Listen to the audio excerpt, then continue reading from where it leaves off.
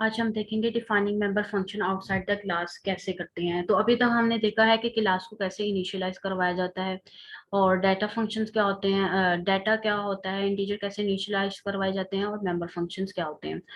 तो मैंने आपको ये भी बताया था कि अगर हम प्राइवेट रखते हैं बाय डिफॉल्ट, अगर हम प्राइवेट रखते हैं फंक्शंस और उनकी डिक्लेरेशन इनसाइड द क्लास करते हैं तो वो फिर क्लास के अंदर ही एक्सेसिबल होते हैं।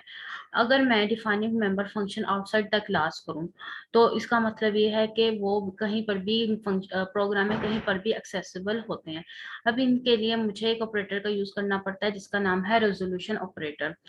अब इसका सिंटेक्स क्या है, रिटर्न टाइप सबसे पहले लिखेंगे रिटर्न टाइप, उसके बाद आ जाएगी मेरे क्लास का नाम, उसके बाद आ जाता है रेजोल्यूशन फंक्शन ऑपरेटर और फंक्शन का नाम और साथ में पैरामीटर्स, और उसके बाद आ जाती है फंक्शन की बॉडी।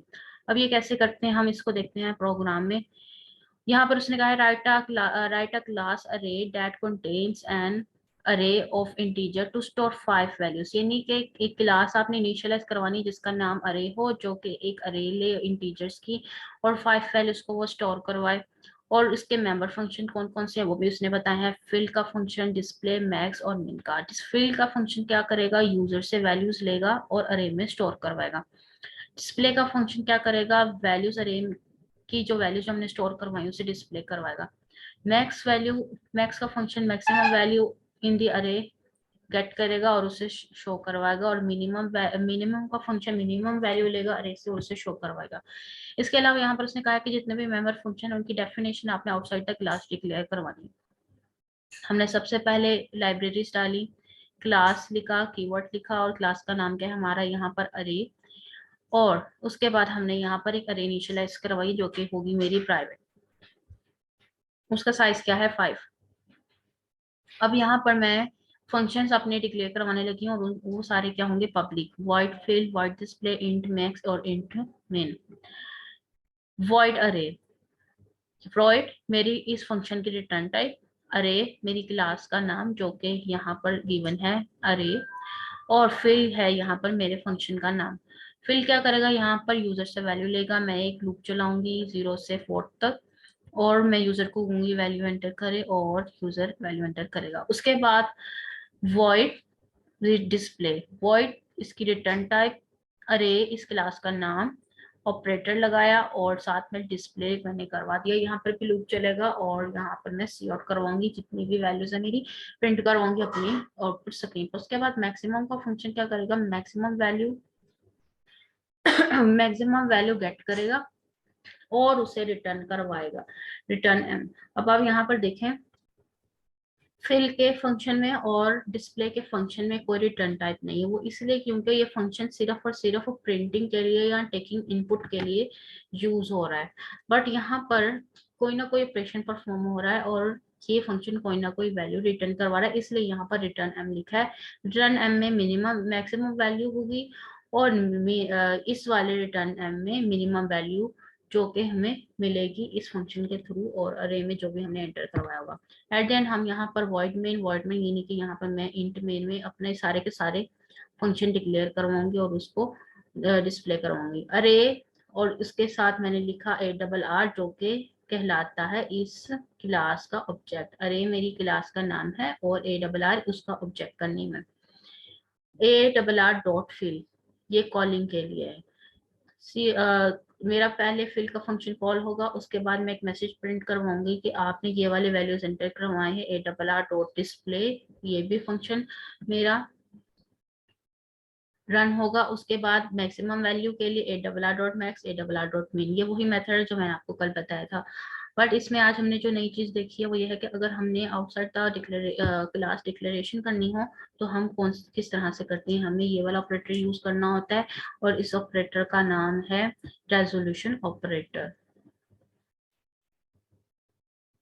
अब आ जाते हैं हम कंस्ट्रक्टर्स की तरफ। कंस्ट्रक्टर क्या होते हैं, type of member function that is automatically executed when an object of of that class is created. Constructor एक ऐसा मेंबर फंक्शन है जो ऑटोमेटिकली एग्जीक्यूट होता है जब हम अपनी क्लास का एक ऑब्जेक्ट क्रिएट करते हैं। बेसिकली जब मैं यहाँ पर अपनी क्लास का ऑब्जेक्ट क्रिएट करती हूँ, ये मेरी क्लास है, मेरी क्लास का ऑब्जेक्ट है, जब मैं ये क्रिएट करती हूँ तो ऑटोमेटिकली ये मेंबर फंक्शन एग्जीक्यूट होता है, जिसे हम कहते हैं कंस्ट्रक्टर। कंस्ट्रक्टर की कोई रिटर्न टाइप नहीं होती क्योंकि एक फंक्शन है, फंक्शन की हमें पता है ये रिटर्न टाइप होती है, बट इस मेंबर फंक्शन की मींस कंस्ट्रक्टर की कोई रिटर्न टाइप नहीं होती and has the same name that of the class name. यानी कि कंस्ट्रक्टर का जो नाम होता है बिल्कुल क्लास के नाम जैसा होता है। फॉर एग्जांपल अगर मेरी क्लास का नाम अरे है तो मेरे कंस्ट्रक्टर का नाम भी अरे होगा। तो constructor can work as a normal function but it can not return any value. Function जो है वो नॉर्मल फंक्शन की तरह ही काम करता है पर वो किसी तरह की रिटर्न वैल्यू रिटर्न नहीं करता। It is normally defined in classes to initialise data member. ये क्लासेस के अंदर ही नॉर्मली डिफाइन किए जाते हैं। अब इसका सिंटेक्स देख लें। हमने एक नेम ऑफ द कंस्ट्रक्टर लिखना है, उसके बाद ब्रैकेट्स और इसके अंदर कंस्ट्रक्टर की प्रॉपर्टी।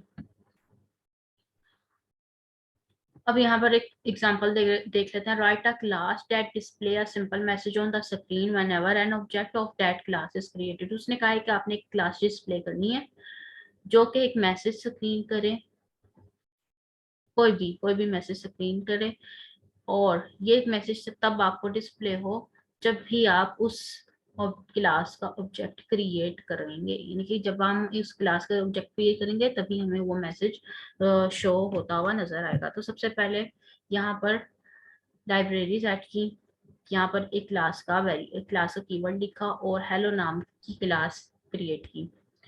एक एक इंटीजर टाइप वेरिएबल इनिशियलाइज करवाया, उसके बाद एक फंक्शन इनिशियलाइज करवाया जिसका नाम हमने रखा हेलो और जो कि डिस्प्ले करवा रहा है एक मैसेज क्या है, ऑब्जेक्ट क्रिएटेड, और ये मेरी क्लास हो गई फिनिश। अब यहाँ पर वॉइड में यानी कि इंट मेन में आ जाते हैं। यहाँ पर मैंने एक यहाँ पर मैंने अपनी क्लास का नाम लिखा और उसके साथ मैंने XYZ लिख दिया। यानी कि यहाँ पर मैंने अपनी कंस्ट्रक्टर जो है वो कॉल करवाया, यानी कि मैंने यहाँ पर इस क्लास का ऑब्जेक्ट जो है वो कॉल करवाया है।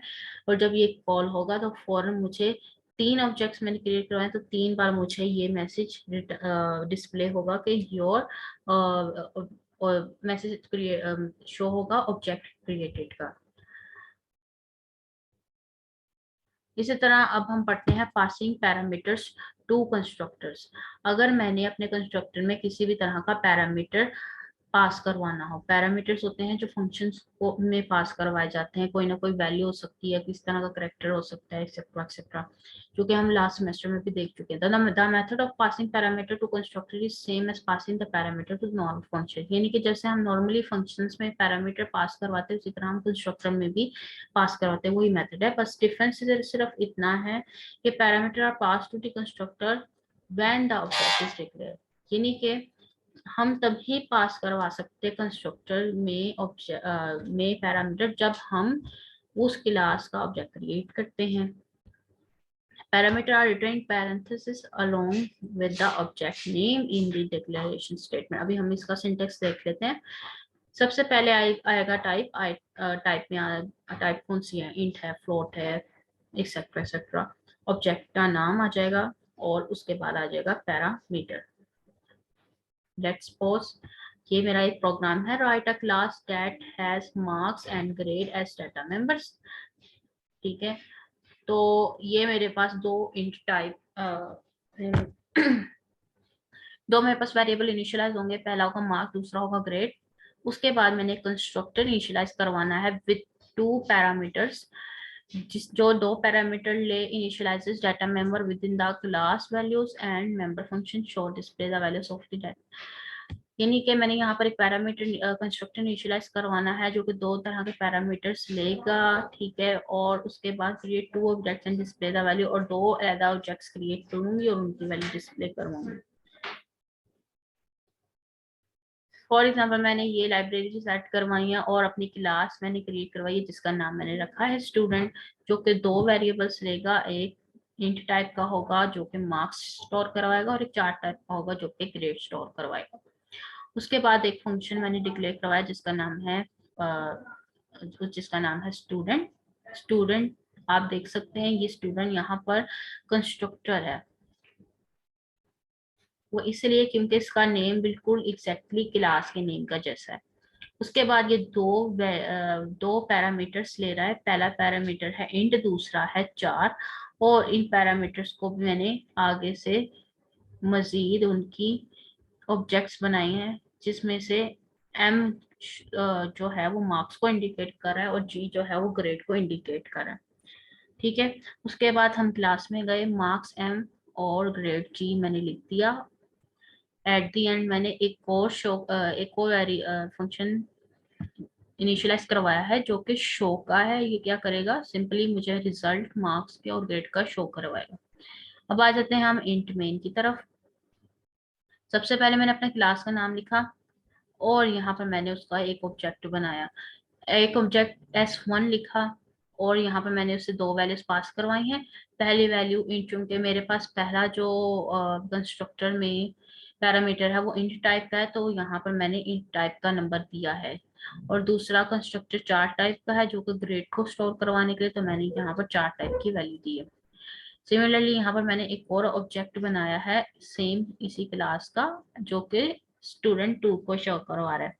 पहली वैल्यू इसकी int टाइप की, दूसरी चार टाइप की। एट दिन मैंने रिजल्ट शो करवाया और यहाँ पर आप देख सकते हैं record of student 1 and record of student 2। इसी तरह अगर आप तीसरे स्टूडेंट का भी रिकॉर्ड शो करवाना चाहते हैं तो आप यहाँ पर सिंपली S3, ठीक है, और यहाँ पर आपने कोई भी एक वैल्यू लिख देनी है int टाइप की, और दूसरी आपने लिख देनी है चार टाइप की।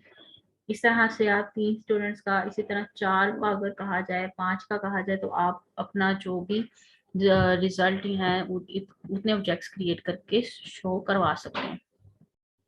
उसके बाद आ जाता है कंस्ट्रक्टर ओवरलोडिंग। ये बहुत इंपॉर्टेंट है, ये आपने जरूर याद रखनी है। डेफिनेशन ये आपको पेपर में पूछी जा सकती है। What is constructor overloading? The process of declaring multiple constructor with the same name but different parameters. जैसे हमने फंक्शन ओवरलोडिंग पढ़ा था, फंक्शन ओवरलोडिंग का मतलब यही होता है कि हम मल्टीपल फंक्शंस डिक्लेयर करवा रहे हैं with same name but different parameters. ठीक है, तो वो आपका था function overloading. Similarly constructor overloading की भी यही डेफिनेशन है कि आप मल्टीपल कंस्ट्रक्टर क्रिएट करवा रहे हो सेम नेम के साथ, बट उनके पैरामीटर्स क्या है, डिफरेंट है। The constructor with same name must differ one of the following veg. अब बात आ जाती है कि यहाँ पर different different parameters,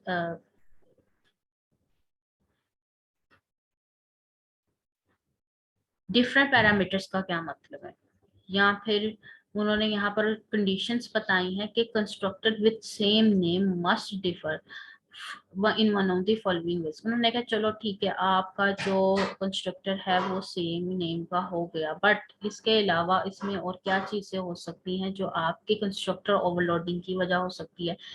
number of parameters, type of parameters and sequence of parameters.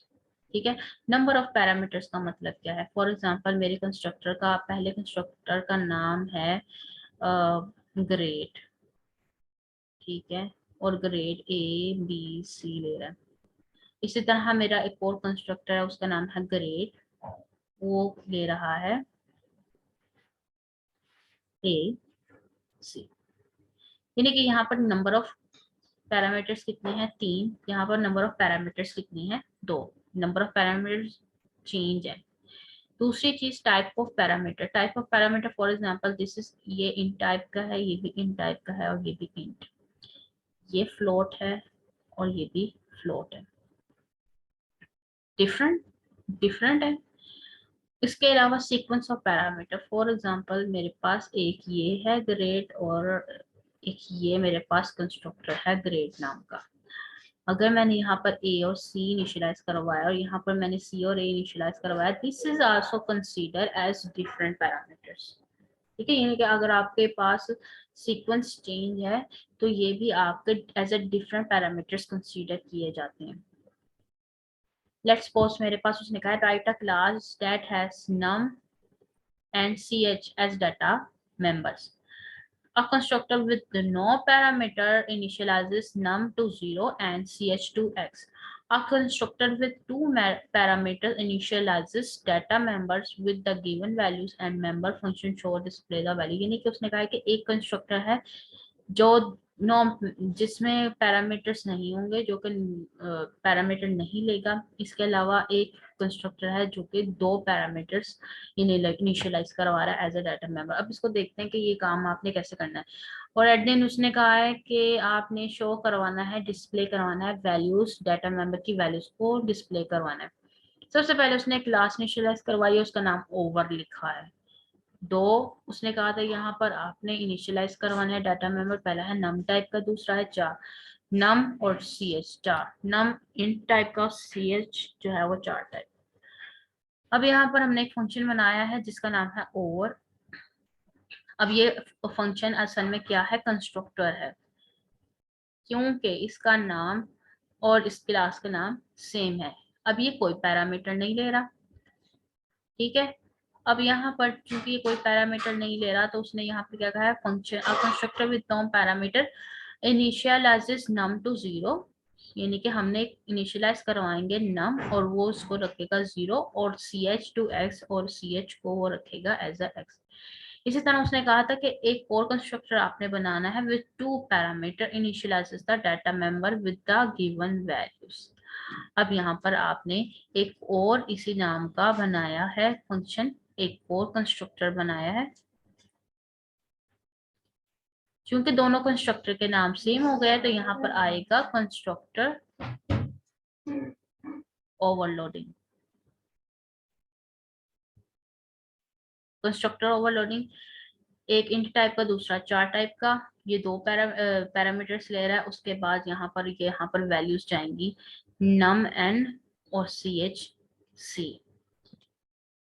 Void show में दोनों की वैल्यूज शो होंगी। अब नम एन और सी एच सी में क्या जाएगा, वो जब हम इंट में जाएंगे हमें पता चल देगा कि एन एन नम एन में और सी में हम क्या सेंड करें। सबसे पहले मैंने यहाँ पर क्लास का नाम लिखा और यहाँ पर मैंने दो वेरिएबल्स सॉरी दो ऑब्जेक्ट्स इनिशियलाइज करवाए हैं। पहला ऑब्जेक्ट का नाम है फर्स्ट, दूसरा ऑब्जेक्ट का नाम है सेकंड। क्योंकि हमें पता है कि ऊपर वाला जो कंस्ट्रक्टर है उस वो किसी भी तरह का पैरामीटर नहीं ले रहा, तो यहाँ पर भी फर्स्ट में कोई भी पैरामीटर सेंड नहीं होगा। इसी तरह सेकंड वाला जो कंस्ट्रक्टर है वो दो पैरामीटर्स ले रहा है। इसी तरह सेकंड में हमने दो पैरामीटर्स यानी कि दो वैल्यू सेंड की है, पहले इंट टाइप की 100, दूसरी चार टाइप की p।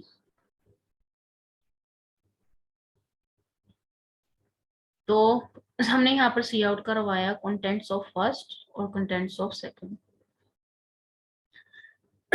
फर्स्ट डॉट शो करने से हमें डिस्प्ले होगी पहले नंबर की वैल्यू, और सेकंड डॉट शो से हमें सेकंड नंबर की वैल्यू शो होगी। तो इस तरह से आप देख सकते हैं कि सेम नाम के साथ हमने कंस्ट्रक्टर को इनिशियलाइज करवाया बट उसके पैरामीटर डिफरेंट थे। कैसे के पहले में तो हमने कोई पैरामीटर नहीं दिया था और दूसरे में हमने दो पैरामीटर्स दिए थे।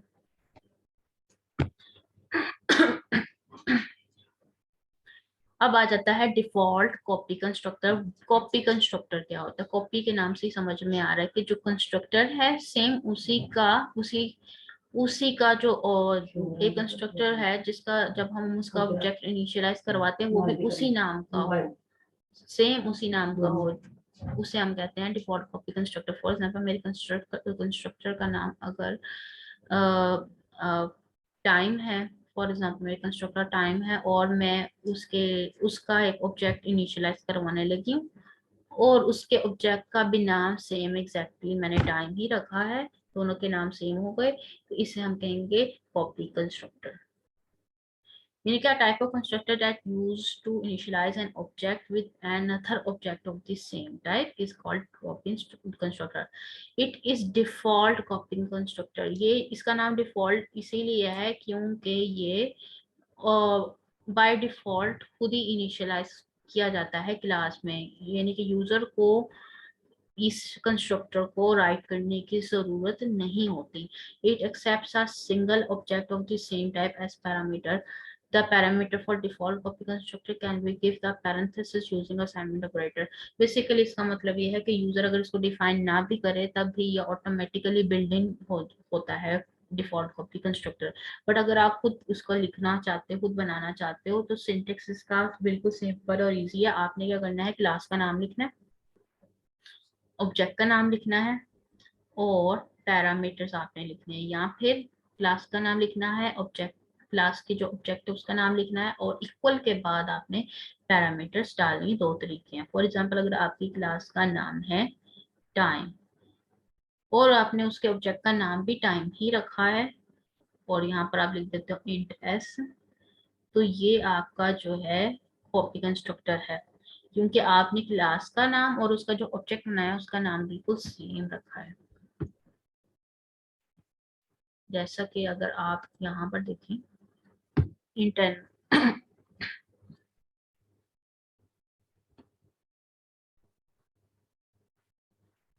जैसे आपने यहाँ पर एक क्लास बुक नाम से इनिशियलाइज करवाई है, जो कि पेज नंबर और प्राइस, पीस जी का मतलब पेज नंबर और एक प्राइस ले रहा है, और 4 में उसका टाइटल जा रहा है उस बुक का जो भी टाइटल है। वॉइड गेट, गेट क्या करेगा, टाइटल, पेज और प्राइस यूजर से लेगा, शो क्या करेगा, सारी वैल्यूज को शो करवाएगा जो भी यूजर ने एंटर की होंगी। इंट में जाएं तो बुक B1 लिखा हुआ है, B1 dot gate book B2, और यहाँ पर एक B1 जो है वो हमने एज अ पैरामीटर सेंड किया। इसी तरह book B3 is equal to B1 send किया। अब आप ये देखिए यहाँ पर कॉपी कंस्ट्रक्टर क्या कर रहा है कि आपने जो भी यहाँ पर ऑब्जेक्ट क्रिएट किया है वही ऑब्जेक्ट आपने एज आ पैरामीटर यहाँ पर सेंड किया है बुक 2 को। इसी तरह similarly book 3 is equal to है B3 इज इक्वल टू है B1 के, यानी कि आपने एक और तीसरा ऑब्जेक्ट क्रिएट किया है और उसको किसके इक्वल कर दिया है, इस पहले ऑब्जेक्ट के, यानी कि एक ऑब्जेक्ट सेम क्लास का, दूसरा ऑब्जेक्ट सेम क्लास का, तीसरा ऑब्जेक्ट सेम क्लास का, और ये सारे इन्होंने आपस में इक्वल किए हैं, यानी कि ये अपनी ही वैल्यू को दूसरे ऑब्जेक्ट की वैल्यू में खुद को कॉपी करने की कोशिश कर रहा है। तो this is called copy constructor. जब हम इसको डिस्प्ले कराएंगे तो आपको सब सॉल्यूशन सेम नजर आएंगे। जैसे कि यहाँ पर देखें एंटर पेजेस हमने एक बार किया एंटर, और एंटर प्राइस एंटर की, तो B1 का क्या आंसर आया, B2 का भी क्या आंसर है, B3 का भी क्या आंसर है, यानी कि सब के आंसर बिल्कुल सेम है, क्योंकि एक ही ऑब्जेक्ट एक दूसरे में खुद को कॉपी कर रहा है। तो दिस इज का कॉपी कंस्ट्रक्टर के जितनी बार भी आप ऑब्जेक्ट इसमें क्रिएट करेंगे तो सबके आंसर जो होंगे वो बिल्कुल सेम होंगे। उसके बाद सबसे इम्पोर्टेंट चीज यहाँ पर आ जाती है डिस्ट्रक्टर्स। डिस्ट्रक्टर्स क्या होते हैं, a type of member function that is automatically executed when an object of that class is destroyed is called destructor। हाँ, डिस्ट्रक्टर क्या है, ऐसा मेंबर फंक्शन जो ऑटोमेटिकली एग्जीक्यूट होता है जब हमारा ऑब्जेक्ट डिस्ट्रॉय होता है, यानी कि हम जब हमारी क्लास का ऑब्जेक्ट डिस्ट्रॉय होता है तभी हम होता है तब डिस्ट्रक्टर एग्जीक्यूट होता है।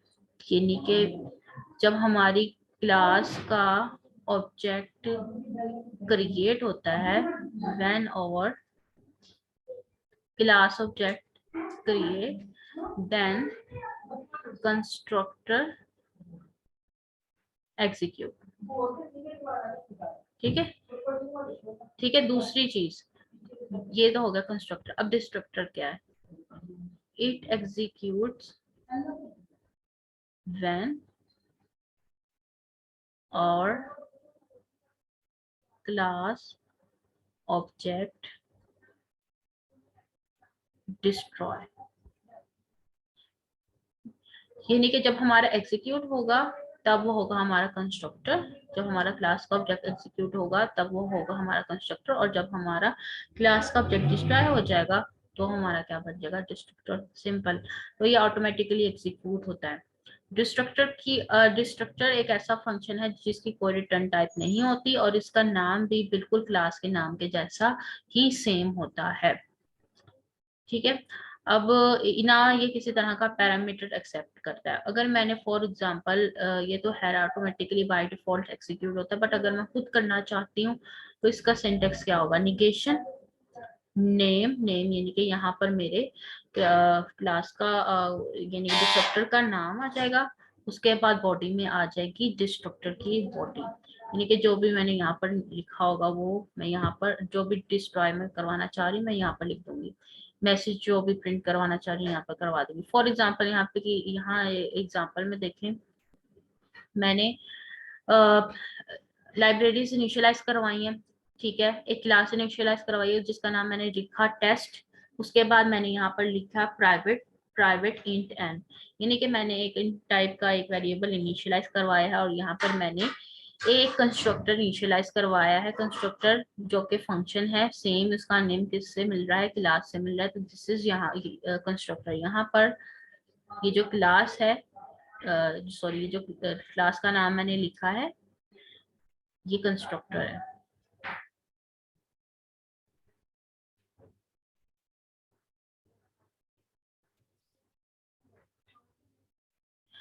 और कंस्ट्रक्टर क्या यहाँ पर काम कर रहा है, यहाँ पर एक मैसेज डिस्प्ले करवा रहा है कि ऑब्जेक्ट क्रिएटेड। अब यहाँ पर आ जाते हैं डिस्ट्रक्टर पर। डिस्ट्रक्टर बिल्कुल सेम कंस्ट्रक्टर की कॉपी है, बट यहाँ पर हमने निगेशन डाल दी है और यहाँ पर ये जो काम कर रहा है ये है डिस्ट्रक्टर, जो कि यहाँ पर मैसेज डिस्प्ले करवाएगा कि ऑब्जेक्ट हो गया, ऑब्जेक्ट डिस्ट्रॉय हो गया। इंट मेन में मैंने यहाँ पर ए और बी लिखा है। ए और बी का मतलब क्या है, टेस्ट का ऑब्जेक्ट नंबर 1 और ऑब्जेक्ट नंबर 2, यानी कि 2 बार क्रिएट होगा और 2 बार डिस्ट्रॉय होगा। तो 2 बार मुझे मैसेज क्रिएट हुआ क्योंकि 2 बार ऑब्जेक्ट क्रिएट हुआ है, तो ऑब्जेक्ट क्रिएटेड और ऑब्जेक्ट डिस्ट्रॉयड। तो आज के लिए बस इतना काफी है। आपने आपको जो भी चीज में कोई किसी भी तरह का कोई भी प्रॉब्लम हो आपने मुझसे पूछ लेना।